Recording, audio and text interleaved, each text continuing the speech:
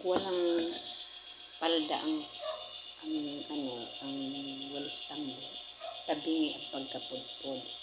Dahil ito pinaldahan ko, hindi ko lang nabidyohan kanina nung tinanggal ko yung palda. Ito siya, o diba?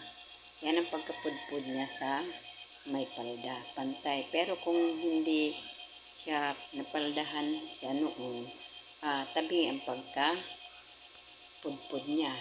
Yung patulis yung dito niya. Yung sa dito niya, diba guys? Karamihan naman yan talaga. Parang, ano siya. Ito, pantay. Hindi ko lang kasi nabidyohan guys yung palda niya nung tinanggal ko. At ito naman ito, yung bago ko. Bagong palda. Bagong yung listambo.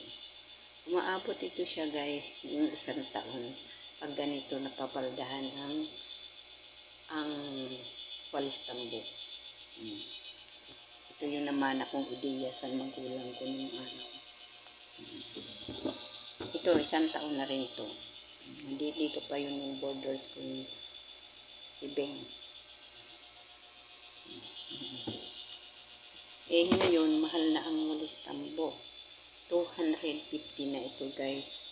Nung araw, ang bili ko ng ganito ay 150 lang. Ngayon, 250 na guys.